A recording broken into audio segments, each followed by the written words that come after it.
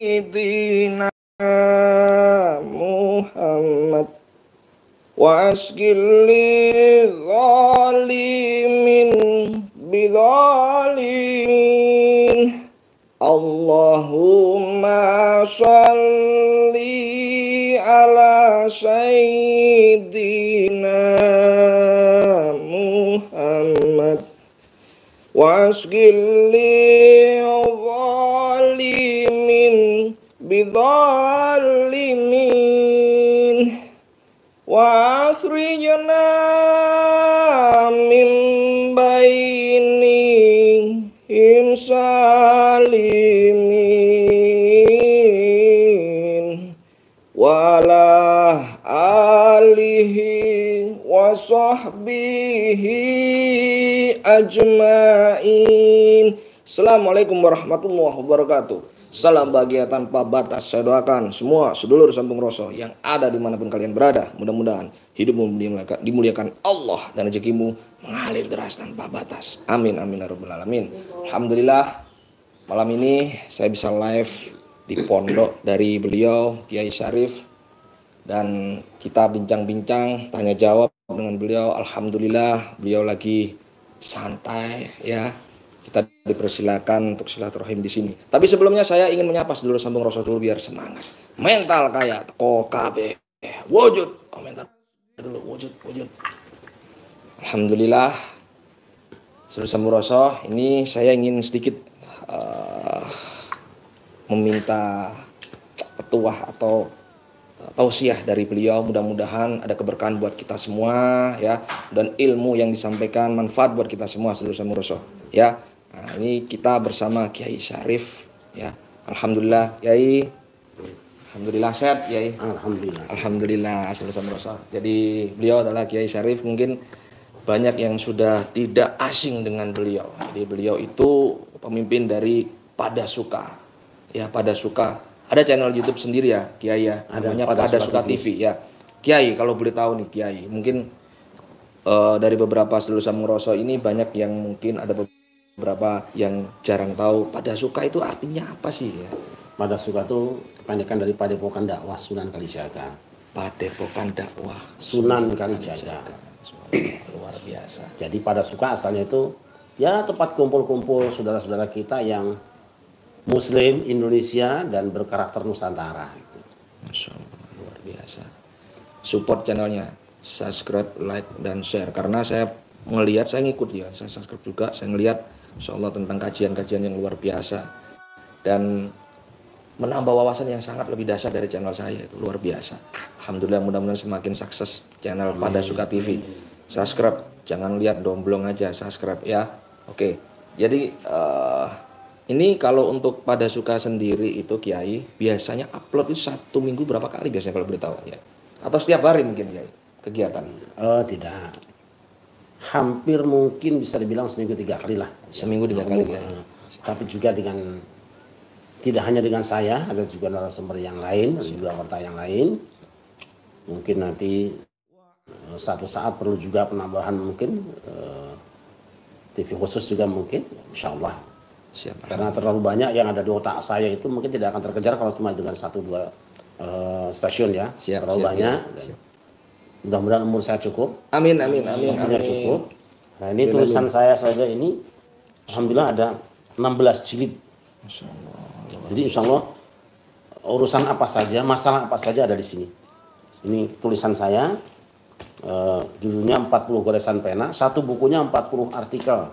Semuanya ada 16, jadi sudah 600 lebih artikel di sini. Jadi kalau untuk pengajian, untuk sekedar ceramah-ceramah mungkin 30 tahun cukup ya, insya Allah.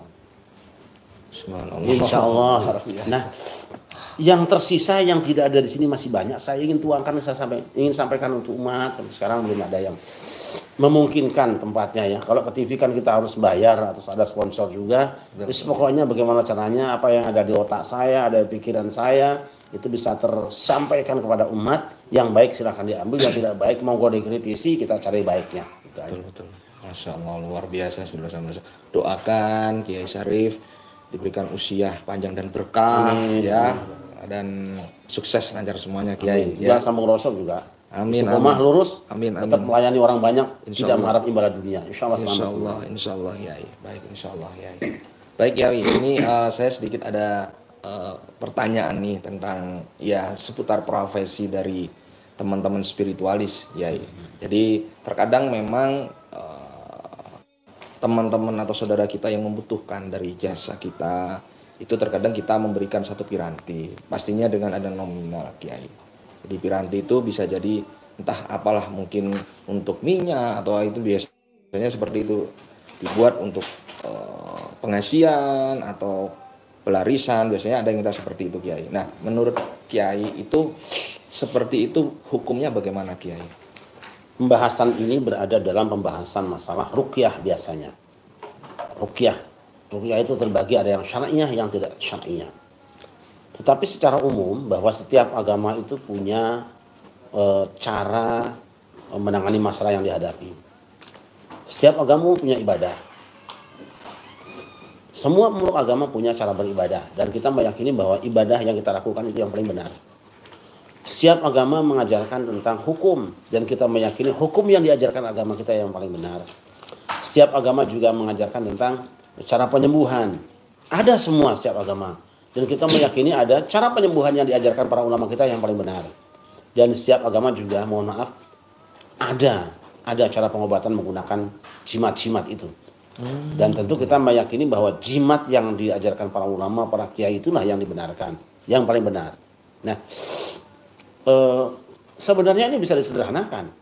Sesungguhnya apa yang kita lakukan misalnya untuk memunculkan aura, untuk kemudian menyembuhkan penyakit itu tidak lebih dari pengobatan saja biasa, bisa menggunakan sarana alam, bisa juga menggunakan sarana yang lain. Kita ingat ada ayat Al-Qur'an, fil ardi ayatul mungkin wa fi anfusikum afala tubsirun. Di bumi ini ada tanda-tanda yang bukti-bukti yang membuat kamu yakin kepada Allah. Tapi wa fi anfusikum, dalam dirimu sendiri ada sebetulnya. Artinya apa? Segala tubuh manusia ini adalah miniatur alam sebenarnya. Semua yang ada di alam sebetulnya ada dalam diri manusia. Di alam ada dedaunan, kita juga ada daun telinga. Di alam itu ada bebatuan, ya kita juga punya kepala sekeras batu, hati sekeras batu. Di alam juga ada buah-buahan, ada buah kita yang lain juga ada. Kita sebetulnya sendiri, maka dia akan melihat alam itu ada dalam dirinya. Oleh karena itu maka dalam pengobatan misalnya ada orang yang menggunakan obat-obatan dari daun-daunan alam. Tetapi ada orang yang bisa menemukan daun-daun obat dalam dirinya sendiri. Contoh refleksi.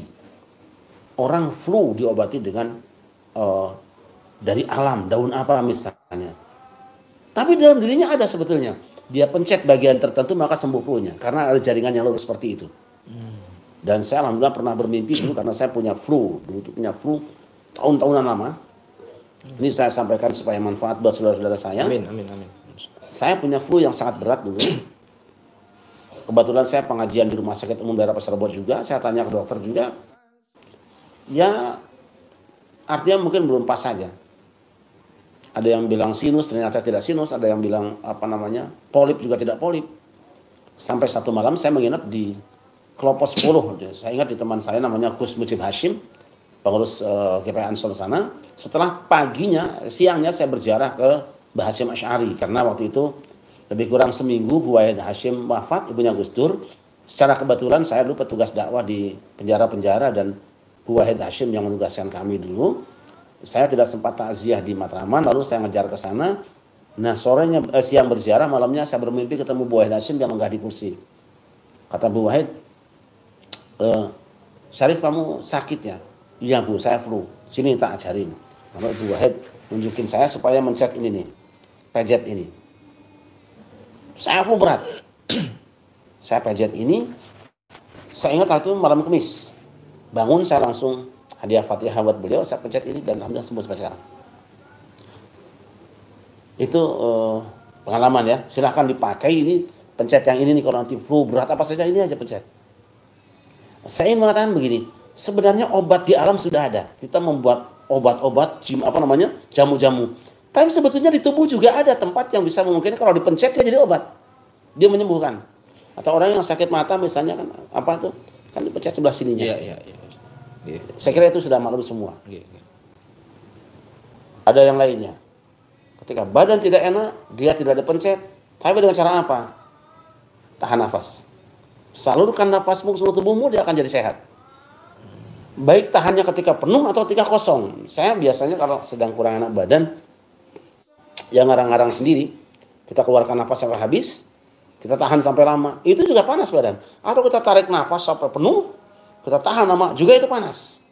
Wa fi anfusikum afala tubsirun.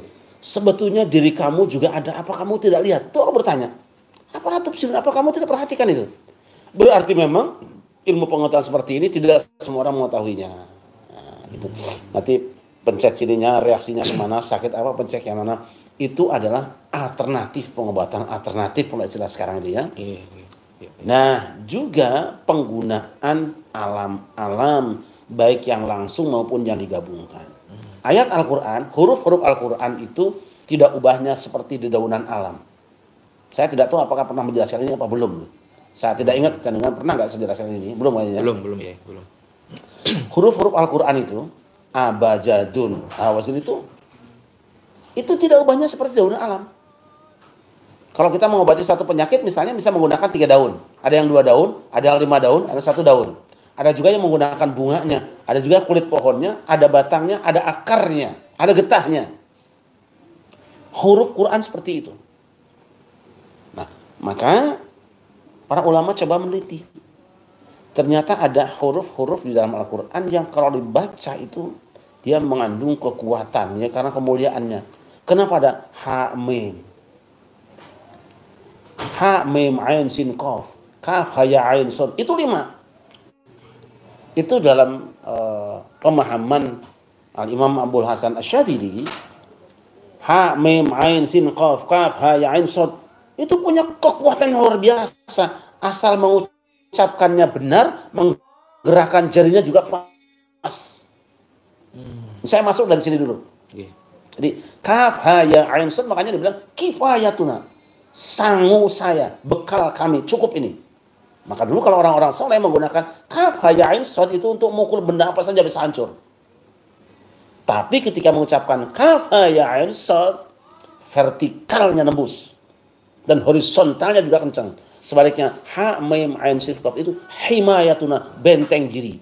Maka ketika orang soleh, orang-orang yang ahli mengucapkan ha mim ain sin qaf, dia tidak akan bisa ditembus oleh apa-apa. Dia bentengi dirinya. Itu Al-Quran. Sekarang para ahli sudah meneliti bahwa di antara ayat Al-Quran ada satu ayat yang ketika dibaca energinya, sinarnya lebih hebat dari yang lain. Apa? Ayat kursi. Ya, Nabi mengatakan sayyidatu ayatul Quran. Junjungannya ayat-ayat Quran. Tuannya ayat-ayat Quran, ayat kursi. Pantas dia ketika dibaca dengan baik dan benar sesuai makhrajnya, panjang pendeknya, maka dia akan memunculkan energi yang luar biasa. Dan ketika ditiupkan ke air, lalu airnya diminum, dia akan munculkan kekuatan. Daya penyembuh dan daya tangkal. Tentu tidak semua orang punya keahlian seperti ini. Ini penting saya jelaskan supaya orang-orang yang diberi potensi dan keahlian oleh Allah berbuat. Dia ibaratnya saya hanya pedagang pedangnya saja, tetap nanti yang menggunakannya para pendekarnya lah. Saya produk pedangnya saja hari ini. Siap. Baik.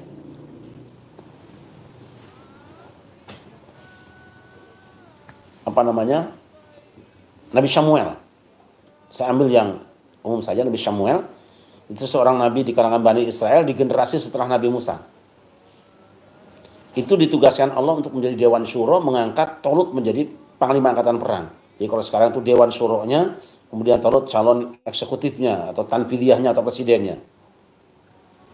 Karena Bani Israel protes keberatan dan butuh bukti bahwa Tolut ini benar-benar dipercaya Allah untuk memimpin satu pergerakan perubahan. Apa kata nabinya? Wa qala lahum nabiyyuhum inna ayata mulkihi ayyatiyakum tabutu fihi sakinatun min rabbikum wa baqiyatun mimma taraka alu Musa wa alu Harun tahmilul malaikah inna fi dzalika laayatan lakum in kuntum mu'minin. Al-Baqarah. Kata nabi mereka, bukti bahwa Tolut ini diangkat jadi panglima dan akan memimpin kemenangan kamu, nanti akan datang ke tengah kamu tabut, kotak yang dibawa oleh malaikat. Itu adalah mimma taraka alu Musa wa alu Harun, peninggalan keluarga Musa dan keluarga Harun. Jadi barang wingit, barang kuno, kotak isinya bukan pedang, bukan senjata, kotak saja. Dibawa malaikat. Perhatikan malaikat yang bawa. Jadi ada barang-barang kuno, wingit, berharga, dijagani malaikat. Coba itu. Perhatikan kalimat ini. Ini mungkin jarang kita yang nyadari di sini. Dirawat oleh malaikat. Nggak sembarangan yang merawat kayak gitu. Nanti lebih jauh mungkin kita akan mengatakan ada barang-barang tersembunyi yang sampai sekarang belum terungkap. Mungkin dijagani malaikat. Kapan dia keluarnya? Nunggu orangnya. Nunggu masanya. Nah, kita singkat saja itu, dia datang. Jaminannya apa? Jika kotak ini sampai di satu daerah di Bani Israel, lalu Bani Israel serang, manapun yang menyerang pasti kalah. Berkah kotak ini. Apa isinya kotak? Isinya kotak, menurut para mufassirin adalah pretelan kitab suci Taurat. Di kitab suci Taurat yang jadul, yang pusaka, itu dimasukkan kotak, ini kotaknya jadi ampuh. Nah, silakan buka di tafsir-tafsir itu. Kalau peredaran kitab Taurat saja sudah ampuh, bagaimana dengan peredaran kitab Al-Quran? Oleh karena itu sering kali kita menemukan di antara saudara kita yang mengalungkan anaknya dengan Quran Istanbul dikalungkan, yaitu jimat itu tadi. Itu sebenarnya. Karena meyakini apa? Wa hadza kitabun anzalnahu. Nah, ini kitab kami turunkan mubarakun. Diberkahi. Jadi ngalap berkah dengan tadi itu adalah niatnya apa? Tergantung niatnya. Kan ingat hadis saya mengatakan Fatihatul Kitab 5 qiraatlah. Surat Al-Fatihah itu tergantung mau diniatkan apa. Pengen apa, gampangnya gitu aja. Bacakan saja, tuliskan saja, tergantung niatnya apa. Seperti itu. Nah, jadi soal jimat sudah ada. Juga dalam kasus Samiri. Kita tahu Samiri itu bisa membuat patung anak sapi berbunyi. Sehingga timbul penyembahan. Ramai. Ditanya kenapa? Itu bagaimana sih cerita kamu bisa begini nih Samiri? Basurtu bimana surbihi faqabattu qabdatan min athar rasul fanabadtuha fakadzalika sawwadati nafsi. Aku menemukan tapak kaki kuda malaikat Jibril, debunya aku ambil, ku campurkan dengan adonan ini untuk patung anak sapi, itu jadi. Tapak kaki malaikat itu mengandung barokah, ditempelkan ke patung bisa bunyi. Musyrik? Tidak. Tidak musyrik. Barokah. Kapan musyriknya? Ketika disembah. Kalau tidak disembah tidak musyrik, namanya barokah. Dah, ini dia. Petir itu ada malaikatnya. Tidak usah jauh-jauh, nanti baca di tafsir Jalalain pada ayat, ya masih ayat 19-an 20-an Al-Baqarah. Au qasayyibin minas sama'i fihi dhulumatu wa ra'dun wa barqun yaj'aluna asabi'ahum fi adhanihim minas sawa'iqi hadal maut. Di situ dibahas bahwa petir itu ada malaikat yang muwakkal yang ditugaskan. Berarti ketika petir menyambar batu, ada tapak kaki malaikat di situ. Jika batu itu diambil, kemudian direndamkan di air dengan meyakini ada barokah, di mana musyriknya? Tidak ada musyriknya. Dan itulah batu yang diambil oleh Ponari. Kalau dulu Samiri, sekarang Ponari. Makanya saya keberatan ketika ada yang mengatakan bahwa ini musyrik. Tidak ada kemusyrikan jika merendamkan batu yang diyakini bekas tapak kaki malaikat Jibril ngandung barokah, tidak ada kemusyrikan. Musyrik kalau menyembahnya. Betul. Dan kita kadang-kadang gampang musyrikan orang. Dan hal lain adalah batu-batu seperti ini. Ini ada barokahnya. Karena dia menyimpan energi yang sangat luar biasa. Apabila dia bersenyawa dengan kulit orang yang menggunakannya, lalu dipanaskan dengan matahari, maka dia bisa mengusir penyakit dalamnya. Dia kerjasama antara si batu dengan badannya. Itu yang dikerjakan para ulama dulu. Nah, kita kadung dimusyrikan, kemudian batunya diangkut ke Korea, pulang ke Indonesia jadi tasbih 2 juta harganya, nggak musyrik lagi. Karena gambarnya tasbih. Ditambah huruf Arab lagi. Yang jualnya ustadz lagi. Baik kalau yang jualnya pakai belangkonan, baru lihat sudah dukun, sudah musyrik saja. Dan kita yang merugi hari ini.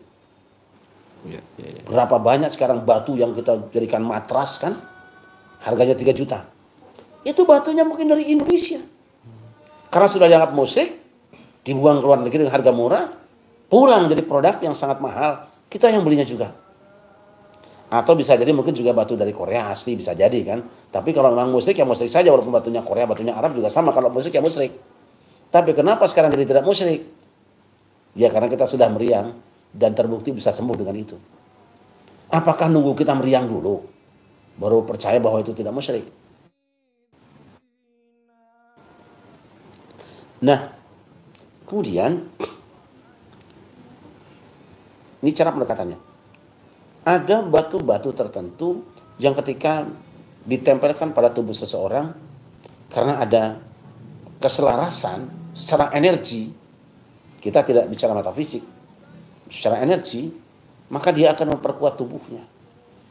Tapi sebaliknya ketika ada batu yang kontra, ketika batu itu digunakan, lemah tubuhnya.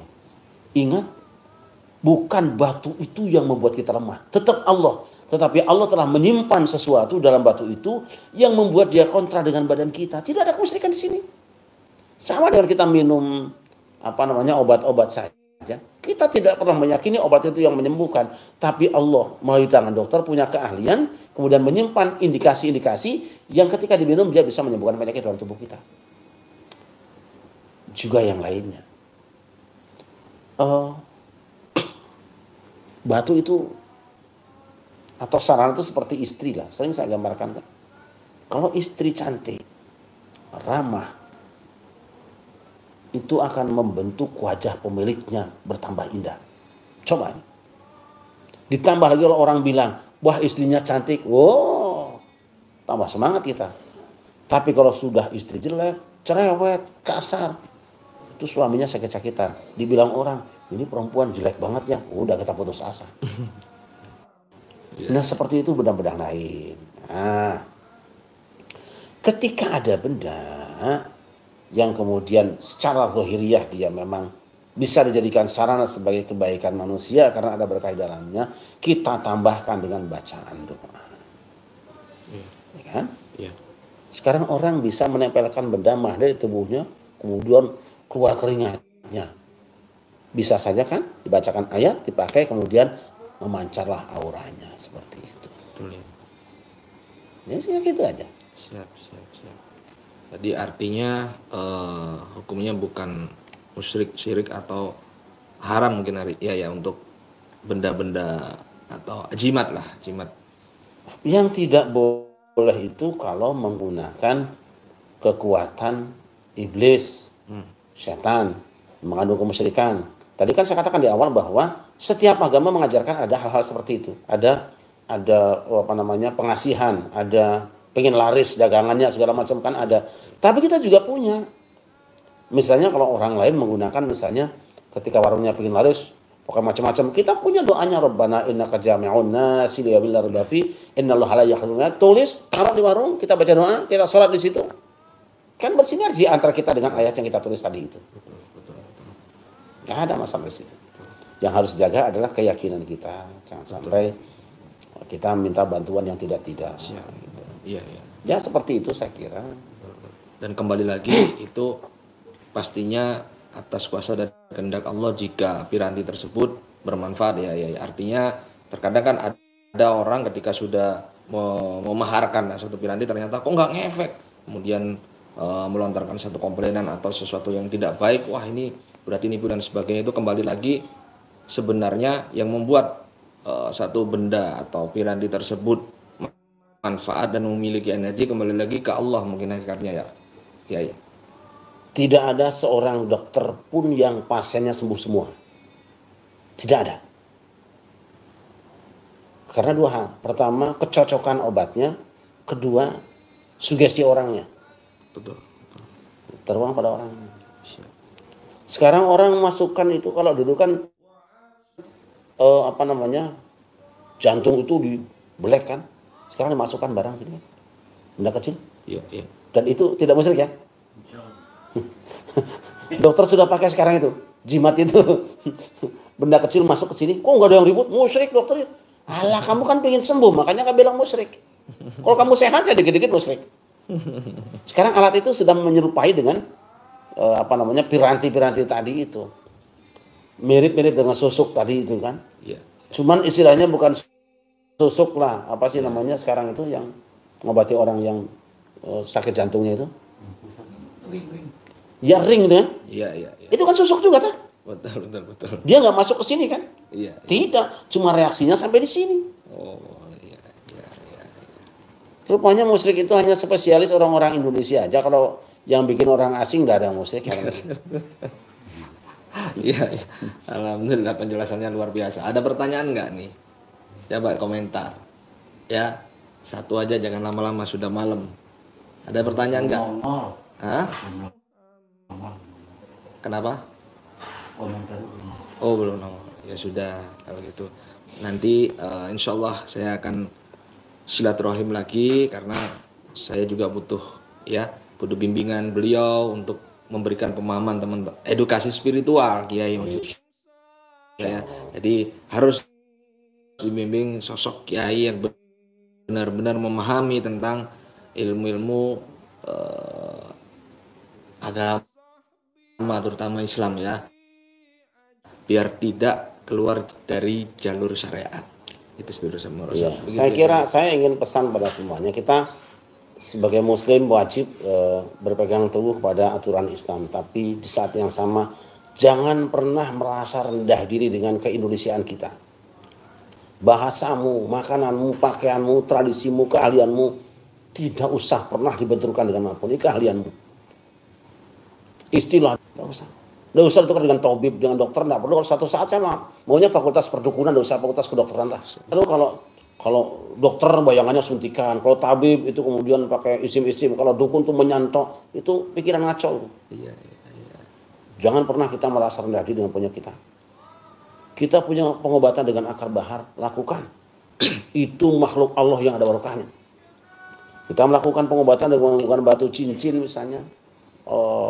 Black Opal Kalimaya menggunakan cincin zamrud, menggunakan cincin kecubung. Lakukan itu. Yang tidak boleh adalah kau pertuhankan dia. Tapi kau yakin bahwa Tuhan berikan barokah di sini, itu bagian dari keimanan yang benar. Jangan pernah kita merasa rendah diri kekayaan kita, sebab ini anugerah dari Allah Subhanahu wa taala untuk kebahagiaan kita semua. Itu saja. Betul, betul. Insyaallah penjelasannya dalam. Pasti penasaran, nanti kita akan membahas yang lebih dalam lagi insyaallah. Ya Kiai ya, mudah-mudahan beliau tidak banyak kegiatan juga ya, insyaallah saya akan silaturahim, kita akan bahas. Maka komentar apa yang ingin dibahas nanti, komentar di kolom komentar setelah live ini. Insyaallah saya akan